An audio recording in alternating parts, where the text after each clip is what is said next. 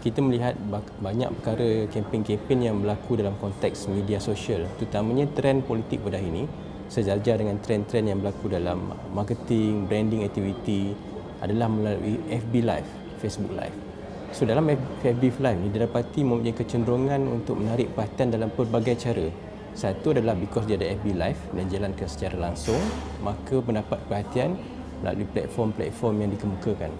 Tetapi satu perkara yang menarik perhatian, pemantauan daripada pihak kami mendapati bahawa berkemungkinan juga wujud satu elemen yang sering digunakan dalam proses digital marketing, advertising dan branding yang digunakan dalam proses politik. So digital branding dan advertising ni yang dimaksudkan adalah penggunaan FB likes yang menunjukkan bahawa pada masa ketika FB Live itu berada dalam siaran secara langsung di platform FB, jumlah like itu dilihat agak signifikan dan naik secara agak mendadak dalam tempoh masa yang berlaku. Jadi berdasarkan pemantauan, mungkin berkemungkinan didapati terdapat satu kecenderungan menggunakan taktik yang sama yang sering digunakan di dalam advertising, branding yang telah mula digunakan dalam politik dan media sosial. Ini satu pemantauan yang memberikan satu proses bahawa perkara-perkara seperti itu juga telah berlaku dalam politik dan mungkin sedang berlaku dan berkemungkinan besar ia berlaku. Jadi sebagai masyarakat, mereka harus lebih observant ataupun lebih peka pada perkara ini. Kerana apabila mereka melihat forum itu, FB Live itu berdasarkan daripada FB Live tersebut, ia memberikan satu perterjemahan palsu bahawa forum itu diminati ramai dan forum itu menarik perhatian ramai. Tetapi sebenarnya ramai yang join kerana keterujaan singkat apabila melihat FB Live itu tinggi.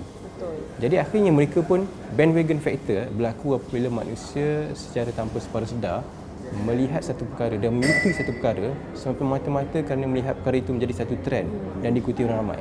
Dia sama macam free product, free exhibition, free promotion. Kita akan pergi bila kita ramai orang. So dalam konteks digital media sosial bila benda seperti itu juga berlaku.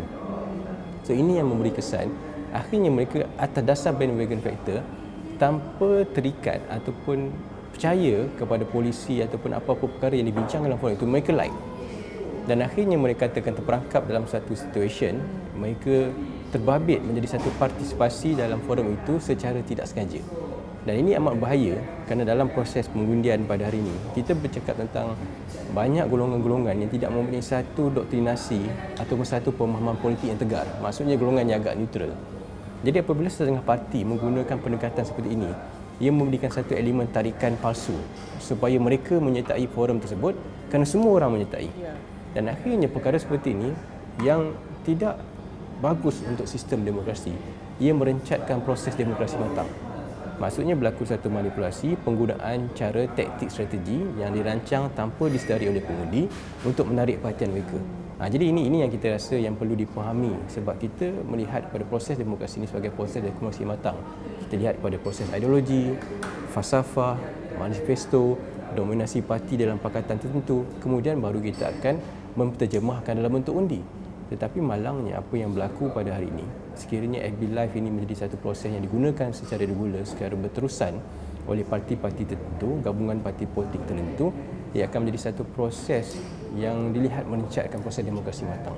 Jadi inilah peranan masyarakat, utamanya golongan muda yang akan mengundi sebanyak 8 juta orang. Mereka harus lebih peka dan alert. Sekiranya mereka lihat benda-benda seperti ini berlaku, mereka harus tengok sama ada adakah ia disebabkan oleh kandungan konten forum itu ataupun adakah mereka menyertai mata-mata kepada FB Live. So ini satu faktor yang saya rasa memberikan satu elemen winning factor sekiranya ia digunakan dengan secara manipulatif dan digunakan dengan secara terancang.